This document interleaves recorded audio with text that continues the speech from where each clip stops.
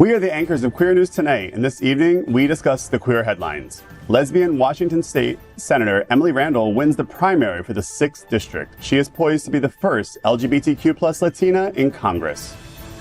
Trump's erratic Mar-a-Lago speech criticized Walz and Harris, calling them heavy into the transgender world, as he made incoherent remarks on LGBTQ issues. Florida police seek help identifying the shooter who killed Monique Brooks, a black transgender woman outside Burlington Coat Factory. The percentage of anti-trans violence has increased in 2024. MAGA broadcaster Daley insulted fellow MAGA supporter Nick Fuentes for undermining Trump's campaign. Good evening and welcome to Queer News Tonight. This is the world's first and only LGBTQ plus daily evening television news, broadcasting live and available on demand on your favorite streaming channels. We are proud to announce that YouTube has recognized Queer News Tonight, certified by analytics company vidIQ, that we have had more than 9 million views. It is Tuesday, August 13th, 2024, and we are literally out of the closet and into the headlines. So many of your important stories we will tell tonight on Queer News Tonight.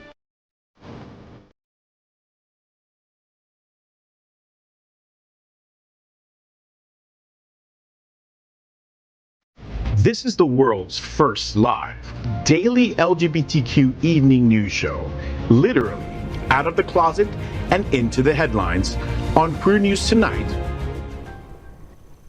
This is the world's first and only unedited live LGBTQ plus evening news show. Whatever happens unique in LGBTQ plus news, you will see it and hear it.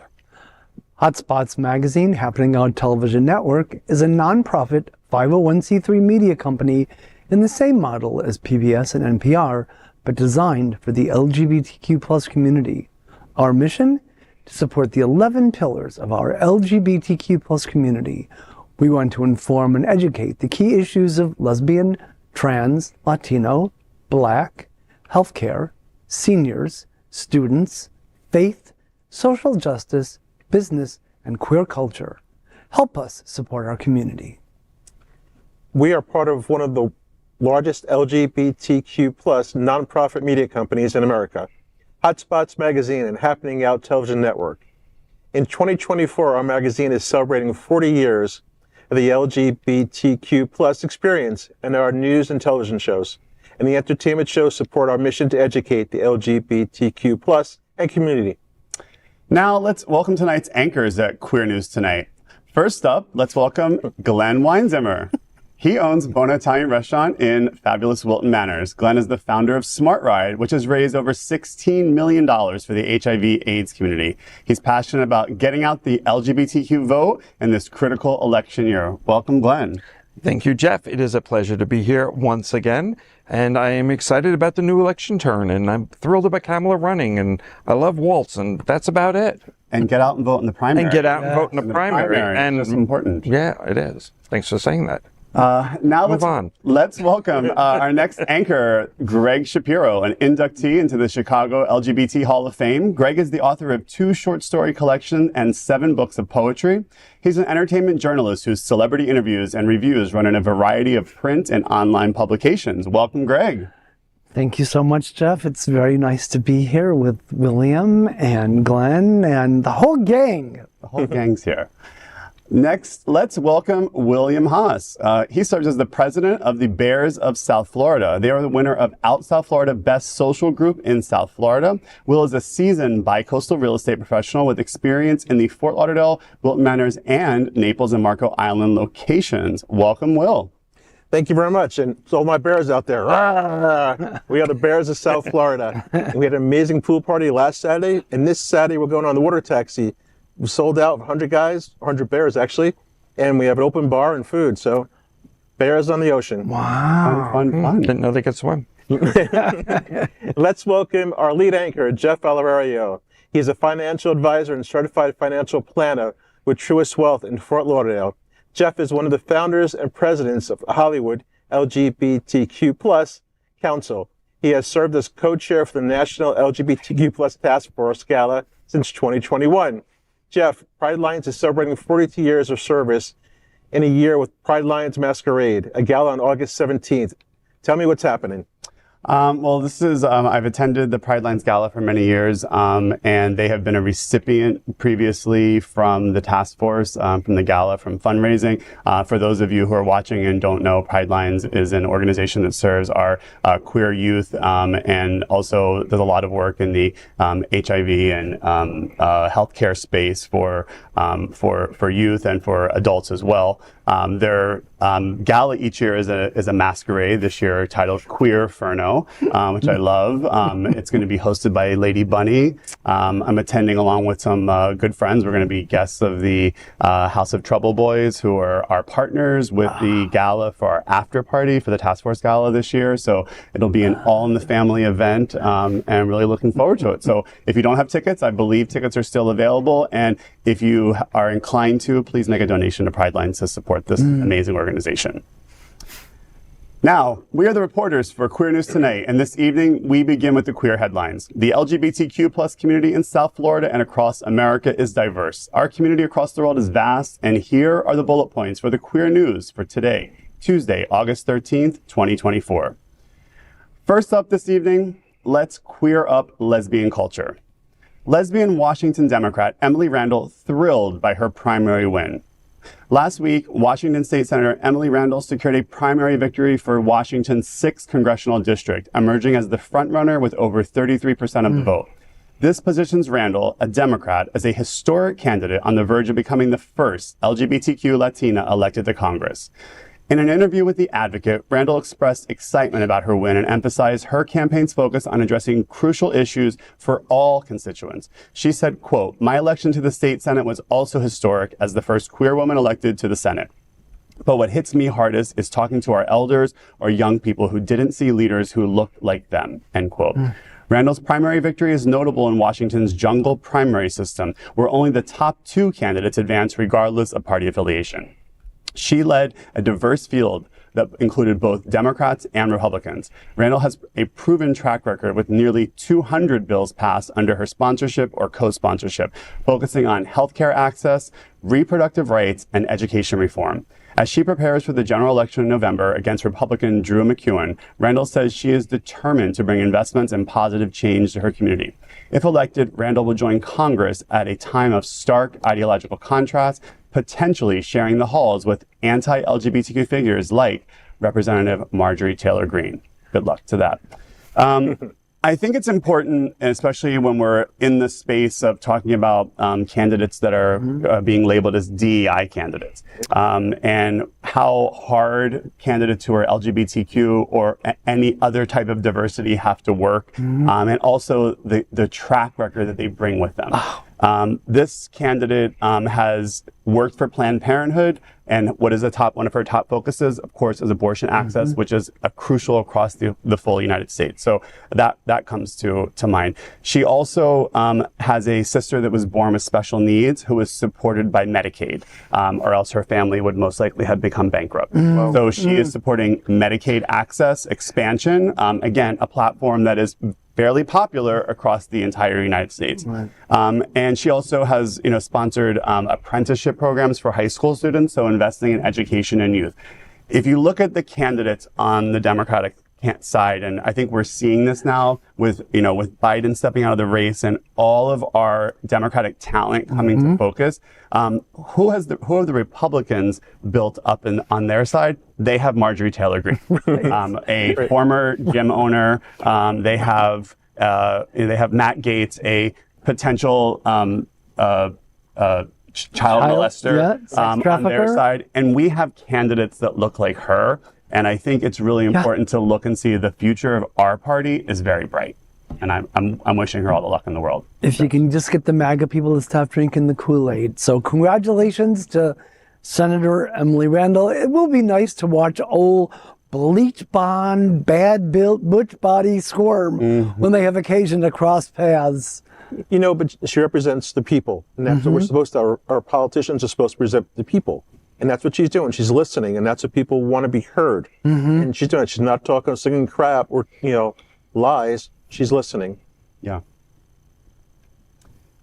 Well, I'm wishing her luck, and if anyone's out there in Washington State watching or across the country, support our LGBTQ candidates, make donations to their candidacies, and let's get them elected. Next, let's queer up politics. Trump calls Harris and Tim Walz heavy into the transgender world at Unhinged public meltdown. In a press conference resembling a chaotic rally more than a presidential address, former President Donald Trump delivered a wide-ranging and erratic speech from his Mar-a-Lago residence in Florida. Trump launched aggressive attacks on Democratic Minnesota Governor Tim Walz and Vice President Kamala Harris, criticizing them with rambling and sometimes incoherent remarks. Trump labeled Harris as a radical left person and disparaged Walz, claiming, quote, "He doesn't want to have borders, he doesn't want to have walls, he doesn't want to have any form of safety for our country," end quote. He also expressed concerns about what he described as a dire future for the nation, forecasting an economic collapse and potential world war. Trump's criticisms extended to LGBTQ issues, with him describing Walz and Harris as heavy into the transgender world and making confusing statements about transgender people. He said, and I quote, "I mean, transgender. The transgender became such a big thing, but they do all of these things. But they always say, we're going to give you a tax increase," end quote. Trump also announced proposed debate dates with major networks: September 4th with Fox, September 10th with NBC, and September 25th with ABC. These dates are pending confirmation by the network. Trump's verbal response received an apt response from the Harris campaign. They called Trump's performance a public meltdown, accusing him of falsehoods and inaccuracies about key issues such as immigration and Social Security. Their statement said, quote, "The facts were hard to track and harder to find in Donald Trump's Mar-a-Lago meltdown. We're here to help because his staff clearly isn't," end quote. You know, when he says things such as heavy into the transgender world, Trump, the all-time lyingest liar, still sounds like a mafia don with dementia and a dirty diaper. So keep up the good work, Donnie boy. I think it's interesting. He keeps spouting this thing about an economic collapse. I don't know if anybody, most of America saw the news today. The stock market again closed within 2 to 3% of its all-time high under the current Democratic president and Democratic vice president, who is the candidate to become president. So I guess all of the smart money in the world is when they see the polls that there could potentially be a Democratic president again, is not selling out of the stock market or investing in the United States. So again, if Trump were president today, he would be probably on the news doing a press conference about the stock market. And Trump didn't leave us in the best economic position when Biden took over either. I mean, granted, we were coming out of COVID, but despite that, we still record high unemployment, just an absolute catastrophe for everything he had put in place. And had he stayed in office, I can't imagine what would have happened to the economy at that point, because he wasn't willing to help the average person.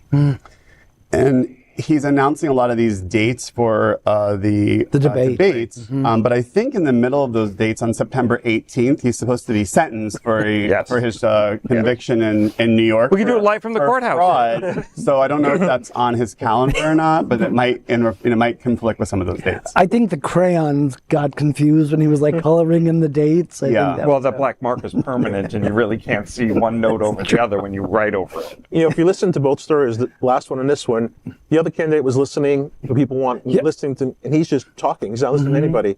And there's a reason why God really gave talking. you two ears, one mouth. We're babbling. They're words, but they don't make sense, and they don't make a sentence. And I'm pretty sure Tim Walz is for safety of our country because he was in the National Guard, something that Donald Trump ran away from. Bone spurns and served as a veteran of this country. So again, I think this is falling on deaf ears in many cases. You know, he certainly isn't reaching any new voters, and I think his own voters are starting to tune out. Whereas Harris and Walz are clearly reaching new voters. There's definitely a move towards them. So clearly, so.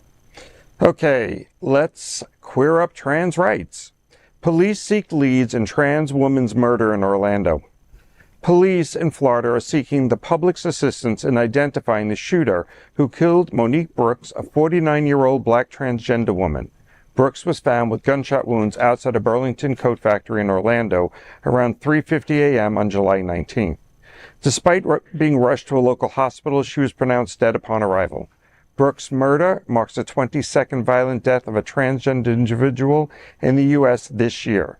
We are on record pace of violence against the trans community in 2024. The Orange County Sheriff's Office has few leads and is asking for any information from the public. Her sister, Leisha Paul, urged anyone with knowledge to contact law enforcement. If anybody, anywhere, hears anything, sees anything, even just an inkling of anything, please reach out to law enforcement, please. Please, this didn't have to happen. It's really hard. He was the youngest of the family, and we all loved him. He was a fun, go love it. He was a brilliant person. He was smart. He lived his life out loud, and he wasn't afraid. He loved us to the end, until he took his last breath, and we know that.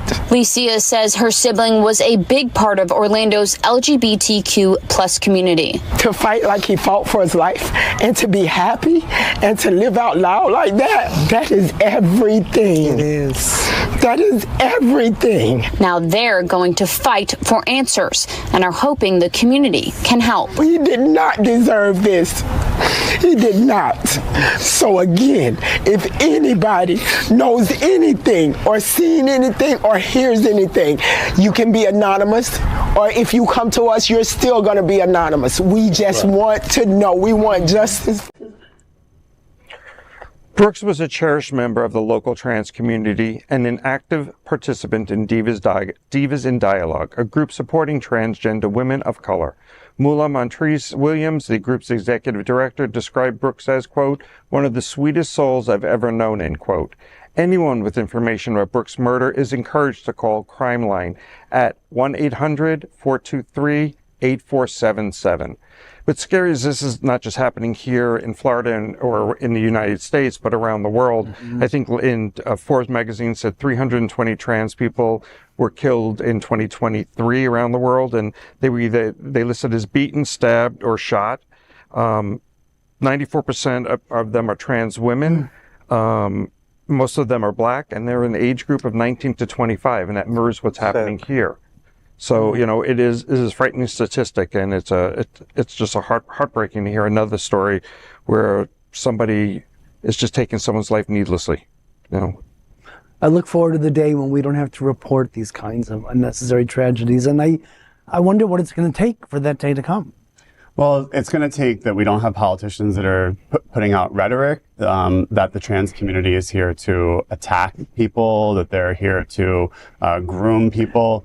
In the past, I think month, I've had two separate conversations, one with a client of mine, one with a friend of mine, a client who has a trans niece and a friend who has a trans child that live out of state. And both of them have expressed complete fear of coming here to the state of Florida specifically to visit their own parents and their own family. And, you know, we have a governor, of course, that is creating a hostile environment, not just for LGBTQ people, but specifically for trans people in the state of Florida. And, you know, these are not enemies. These are not terrorists. These are members. These are upstanding members of our community who are doing community-based work. In the case of this story, and I hear the pain in that family's. It's heartbreaking. Shame. Next, let's queer up gay culture. Homophobic MAGA influencers fight with each other, adding fuel to the far-right feud. Right-wing broadcaster Brendan Daley recently attacked white supremacist MAGA influencer Nick Fuentes, referring to him as quote-unquote a fag, and Fuentes declared a new groper war against Donald Trump's re-election campaign. Fuentes, who dined with Donald Trump in November of 2022, accused Trump's campaign of being taken over by the same consultants and lobbyists Trump defeated in 2016, predicting quote-unquote a catastrophic loss if no changes are made. In response, Daley criticized Fuentes, questioning Fuentes' sexuality, and accusing him of secretly working to bolster Vice President Kamala Harris's campaign. He said, quote, I I have no evidence to show that they're all working together. I just know I'm not a fucking idiot who was born yesterday. And if I look and I see 7 to 8 of the bigger pro-Republican, pro-MAGA accounts all pitching the same unified message, that is all. Concerned faggot trolling, then you need to start paying attention, end quote. Concerned faggot trolling is a homophobic term for people who are trying to harm reputations of another person or group by publicly expressing concerns for them. This is like a Jerry Springer episode. They're fighting amongst themselves, which is good because they leave us alone and they make themselves look like idiots. And we're talking, everything pro, how we help the world out. And they're just fighting amongst themselves. And also to speak like that on public, communications is not, Yeah. These neutered nerds are so hot for each other. I'm surprised they haven't thrown in the incel towel and started barebacking each other live on air. You should really become a writer. You have a way with words. You do. They just flow off your tongue. Can I say? I always like to correct the stories because we're referring to them as right-wing extremists. Many of these groups are terrorists. So I always want to make sure we call them what they are. They're terrorists. And also, I don't know if anybody looked at Dilly's, is that his name? Set where he's doing his podcast. It looks like a weird teenage, my favorite word is the word, a weird teenage boy's bedroom. And his language also apparently appears to have, someone who has a 8th grade education. The little figurines. So I don't think that Kamala Harris needs either of them to help bolster her campaign in any way, shape, or form. And lastly, again, it's another use of that, using the word, again, bringing the LGBTQ spin on this, is using derogatory terms against, two, I suppose, straight men, using the word faggot, again, attacking our community in any way, shape, or form that has nothing to do with us. So. Yeah, because we don't want them either. We don't. So we're not recruiting them. We're not recruiting them.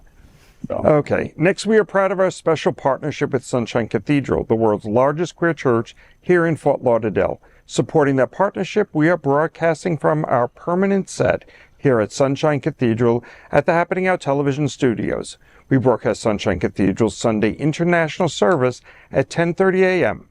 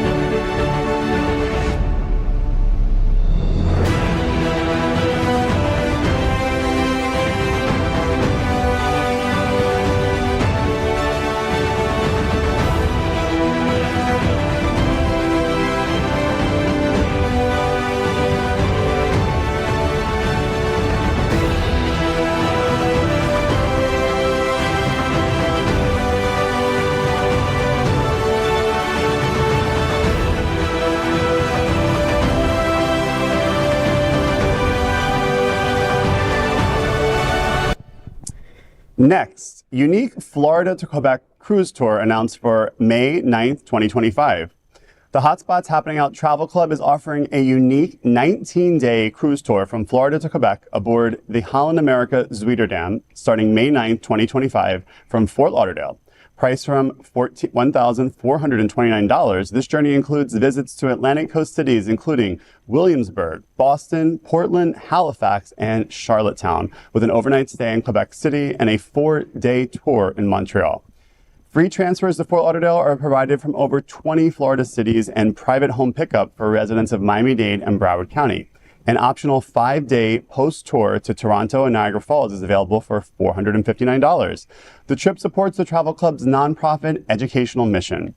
Reservations require a $300 deposit with a $99 per month interest-free payment plan.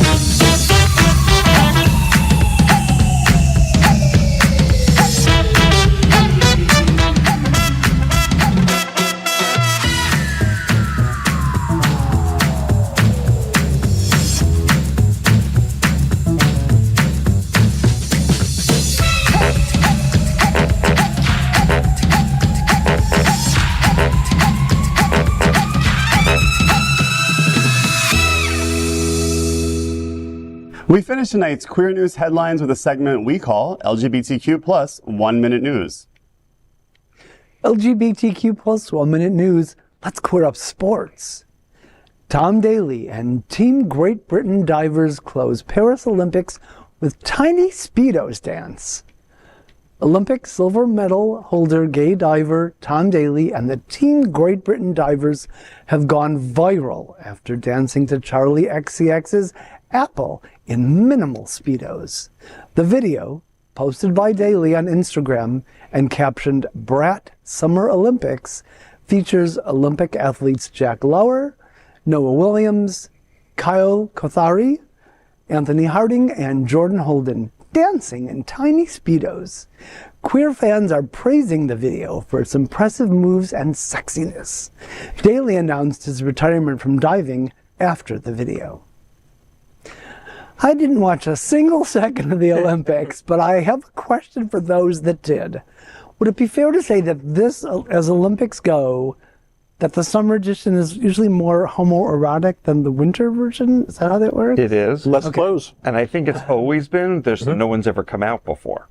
So I think that's the biggest difference, because Summer Olympics has always looked like great gay men dancing and swimming and jumping off of poles. I mean, jumping off of poles is what we do. Or we jump from pole to pole, whatever it is. But I think, go ahead. You just take it away. Take it away from me. I'm sure that Tom Daley's phone is ringing with the Dancing with the Stars casting to bring him on there because if he's retiring from diving, that's usually the first stop for an Olympian is Dancing with the Stars. So this could be an audition tape. There you go. Probably male on male. Oh. Dancers. Ooh, yeah. They've done it once. Yeah, they have. Yeah. We think he'll dance in a Speedo then? Dancing with the Stars? Sure. Could be. Speedo To be dancing. fair, Speedo they're dancing. dancing in the same size Speedo that they dive in. That's true. So we're I had no not problem. sexualizing them. We're just No, saying that No, their never, uniform never, is the Speedo never. they dive in. It's their uniform. Their uniform, And we need to exactly. respect their uniform as part of who they are. Yes. Moving on. Moving on. I guess this must be me because my picture's up there. LGBTQ plus 1 minute news. Let's queer up entertainment. Gay actor Jonathan Bailey shines as Fiyero in Wicked. Gay heartthrob Jonathan Bailey is captivating audiences in the upcoming Wicked film, directed by John M. Chu. A newly released clip showcases Bailey as Fiyero, the charming, winky prince and Chiz University student. Starring alongside Cynthia Erivo as Elphaba and Ariana Grande as Galinda. Bailey shines in one of the film's lead roles. Already celebrated for his performances in Bridgerton and Fellow Travelers, Bailey is now poised to steal some more queer hearts as Chiz University's most eligible bachelor. Wicked, Part 1, hits theaters on November 22nd.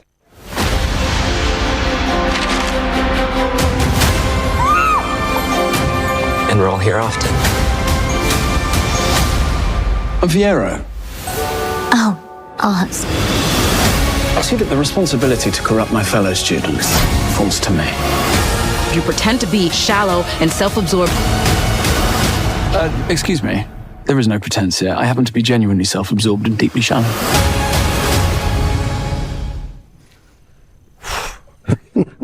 I saw the Broadway show Wicked. And what I love and I think is so timely about it, and this movie represents the same thing, is it's those who are underserved lose their voice. Those who are in power shut and make other people submit to them, and that's exactly what Wicked is about. And I think it's timely for where we are as a show. This thing is going to be amazing. The music is fantastic. I got to see it on in the theater on Broadway with all the biggies, and it was fantastic. I mean, still to this day, it's probably one of my favorite shows. Adele Dazeem was in it when you saw it? Adele Dazeem, whatever you just said.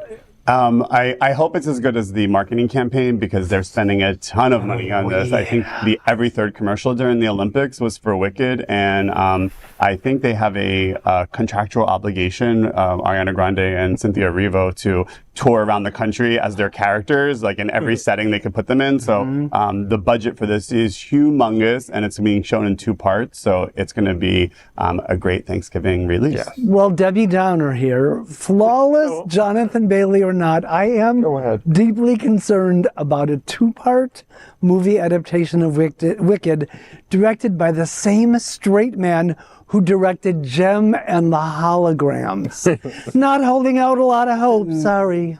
Wow. Sorry. How many tomatoes did that just get? LGBTQ plus 1 minute news. Let's queer up politics. Call Ron DeSantis. JD Vance was a drag queen at Yale. A photo allegedly showing Senator JD Vance in drag at a 2012 Halloween party has gone viral. The image, shared by queer influencer Matt Bernstein, shows Vance in a blonde wig, skirt, and necklace. Bernstein's post has garnered over 88,000 likes. The picture, reportedly taken while Vance was at Yale Law School, was shared by Yale pediatric professor Travis Whitfield. This revelation is notable as Vance has previously referred to LGBTQ people as groomers and has been anti-drag. The viral photo has sparked widespread discussion online. Please, someone, call Governor Ron DeSantis right now. The only thing I can say about this is you can put lipstick on a pig, but it doesn't make it a drag queen. So to all the drag queens out there, we're sorry that the story has offended you by calling JD Vance a drag queen. We by no means mean to offend you with that disgusting picture. I want to know who has the pics of DeSantis in drag at a Delta Kappa Epsilon Halloween party as Rhonda Dionne Warwicked.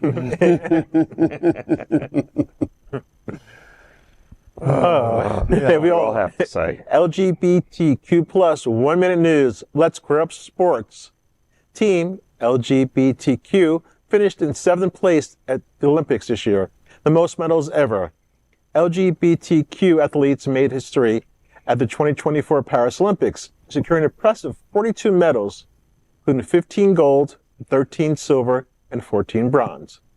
This achievement placed Team LGBTQ 7th in the overall medal count, ahead of every nation that criminalizes being gay. The team, consisting of nearly 200 publicly out athletes, surpassed their 2021 Tokyo Games total of 32 medals.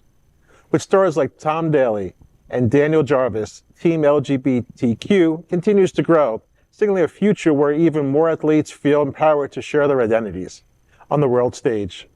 That's just absolutely amazing. Here we are celebrating the world, and the Paris Olympics were about love and unity and one mankind.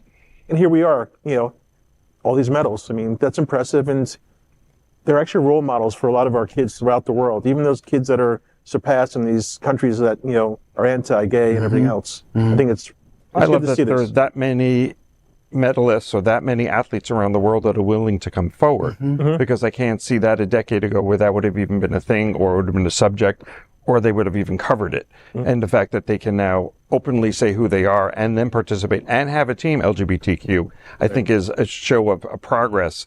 As much as we keep getting lately feel like we're being slammed and pushed back, then we have moments like this that push our community forward and in a positive light. It's not about murder or death or grooming or anything else. It's not about nasty drag queens reading to children and trying to influence them. This is about a healthy lifestyle, about being out there, being competitive, and being equal with everybody else. Yeah, I think the arc of the Olympics which started with a culture war about the opening ceremonies, and then to have all these stories told about athletes that have won medals and are exemplary examples of people in our community who are leaders and who put themselves out there on the front lines of about their identity. Which, again, let's remind people: straight people don't have to come onto the Olympics and say, "Oh, I'm a straight athlete." Right. They have to reveal something very personal about themselves on top of being an athlete, and also in many cases working in an environment that's not supportive. I think it's to be applauded. Well, think of the change from when Greg Louganis dove. Not just they didn't focus on the gay part of it, but because he was gay and he was HIV positive, it may have gotten blood in the water. And do we need to empty the tank? And should he have notified everybody? The world has changed so much. A long way. Look, imagine being Greg Louganis if he, the top diver, didn't get the same kind of accolades the way that they're getting them now for different reasons. I saw him, and he was in the audience during one of the diving competitions, I believe, and I could almost see in his face like the energy of like, wow, what a change that has happened in 40 years since being proud. Is it 40 years? Yeah. Was it 84? I don't want to think that far back. Yeah. I don't have an abacus to figure it out. Kudos to those Olympians. Yep. And we're wrapping up. We're back up. That is today's news for the LGBTQ plus community on the world's first and only daily LGBTQ plus evening news show. If our community is important to you, share this news with your friends and family. Join the conversation on your favorite streaming platform. This is the only place in the world that tells these types of LGBTQ plus stories in motion and sound. That is the passion of Hotspots Magazine, Happening Out Television Network, and Queer News Tonight. I'm your anchor tonight, Jeff Oliverio, and on behalf of these LGBTQ plus reporters, the anchors of Queer News Tonight, including Glen Weinzimer, Gregg Shapiro, and William Haas. We will see you daily at 8 p.m. Into our LGBTQ plus world, we wish you good night. Good night.